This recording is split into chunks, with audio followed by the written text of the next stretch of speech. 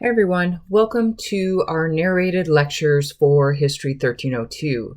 We're going to begin here with the Gilded Age, but what I'd like you to do is to use the topic outline to follow along as we go through this incredibly brief overview of the Gilded Age, and then use the textbook and the Crash Course U.S. History videos to help you fill in some of the gaps from that outline. So taking a look at our questions to think about here, how did the rise of the Redeemers have an adverse impact on African Americans in the South? And what were the economic changes in the South after the Civil War? So looking first here at the Redeemers, one of the things that I mentioned in the History 1301 class is the fact that many white Southern men had lost their political power. They had lost their right to vote in many cases. And as a result, because white Southern men no longer had any sort of legitimate authority necessarily over Black men, then they found other ways to dominate them. And so we saw the rise of groups like the Ku Klux Klan that used violence and intimidation to get the same result.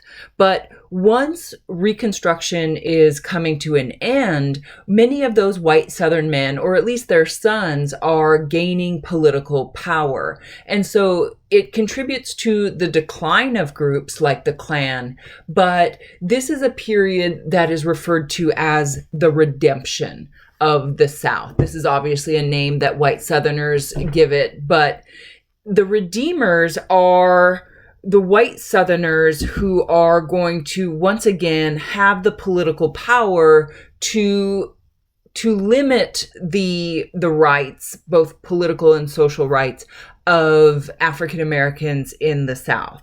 And they are closely tied to the Democratic Party. Keep in mind that most Southerners are going to think about the Republican Party as the party of Lincoln. And that's an attitude that is going to linger well into the 20th century. So once these white Southern men regain control in the Southern states, this has a serious negative impact for African Americans in the South. Reconstruction had sort of created a bubble, this unique moment in American history when the U.S. government was using its power to defend the rights, both political and social, of African Americans in the South. But once Reconstruction is over, once the federal troops leave the Southern states and Redeemers take over, we see a dramatic shift towards the negative here. First and foremost, we see the disenfranchisement of Southern African American men.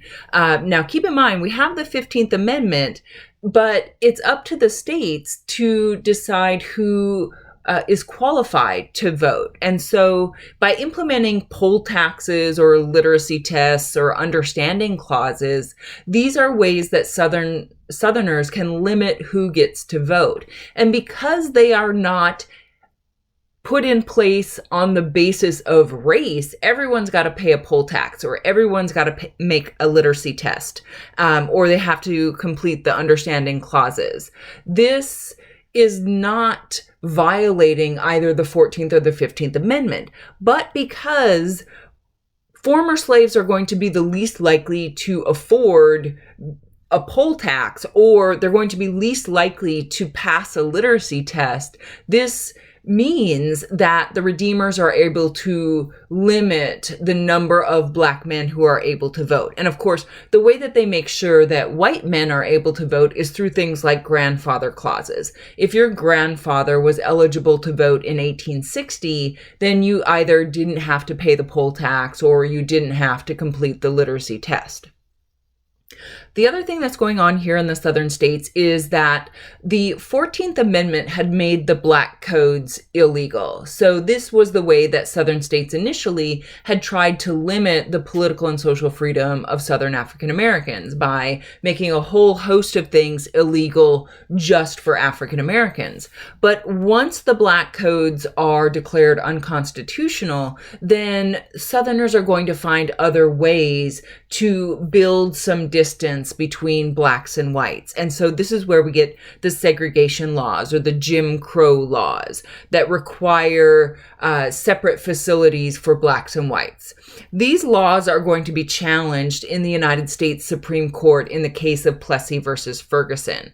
But what the Supreme Court decided in that case is that these Jim Crow laws, these segregation laws, in their opinion, did not violate the Constitution, that you could have separate facilities as long as those facilities were equal. And so the Plessy versus Ferguson decision establishes the so-called separate but equal doctrine. The final component is the most gut-wrenching in the fact that we see a dramatic rise in lynching. White mobs lynched nearly 2,000 black Southerners between 1882 and 1903. And during the 1890s, during the height of this Gilded Age, lynchings occurred at a rate of 150 per year. Historians have an interesting perspective on why this might be happening in this particular moment. During the antebellum period, there was not necessarily a law that prevented a slaveholder from beating a slave to death. But because that black body represented economic value to those white Southerners, they were probably not going to do that because they would be losing money. But once slavery is illegal, then in the eyes of many white Southerners, black bodies no longer had a monetary value or value at all. And so the result is this dramatic rise in lynchings.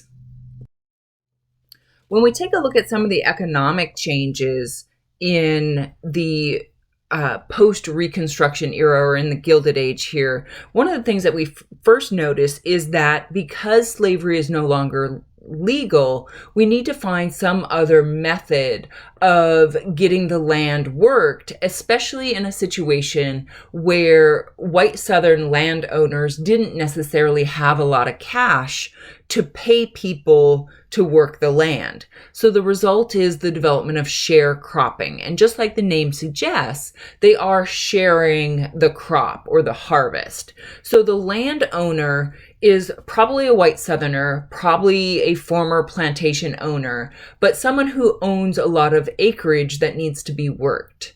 And so what he's going to do is to divide that land into smaller plots and make a contract with someone to work the land and then split the crop. The landowner would provide the land, usually some sort of draft animal, or the tools and the seeds.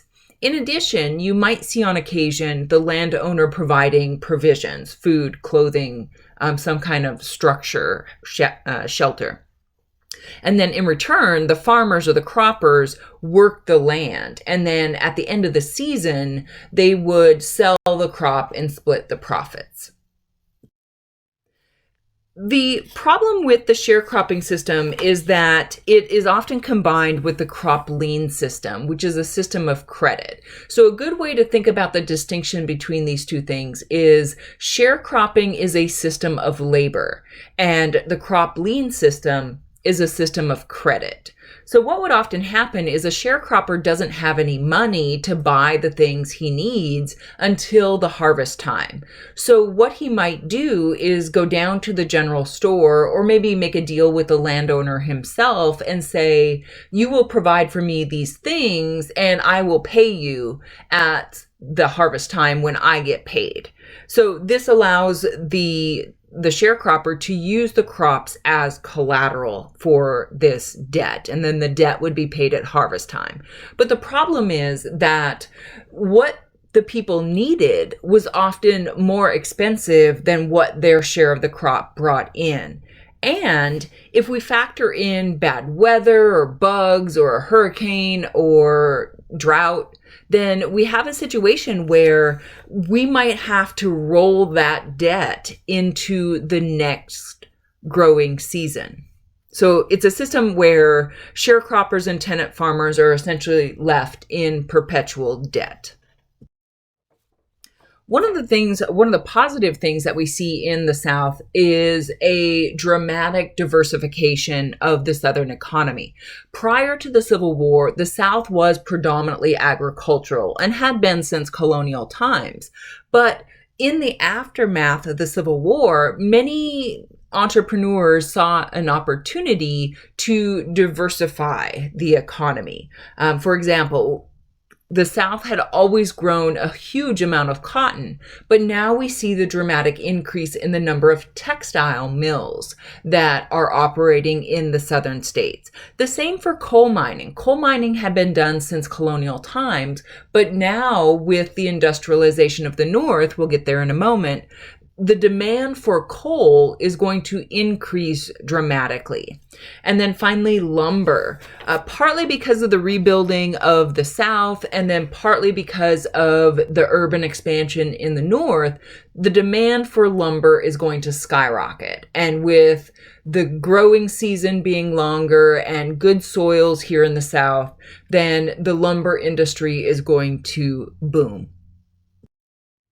So coming back to our questions to think about, how did the rise of the Redeemers have an adverse impact on African Americans in the South? The answer is that with the rise of the Redeemers, we see the disenfranchisement of many Black men in the South. We see the rise of segregation laws that are upheld by the U.S. Supreme Court in the case of Plessy versus Ferguson. And then finally, the rise in lynching as a result of the transition out of slavery. And then what were the economic changes in the South after the Civil War? With the end of slavery, we needed a new labor system, that is the sharecropping system. But we also tie that with a system of credit, which is the Crop-lien System. And then finally, we see a dramatic diversification of the Southern economy.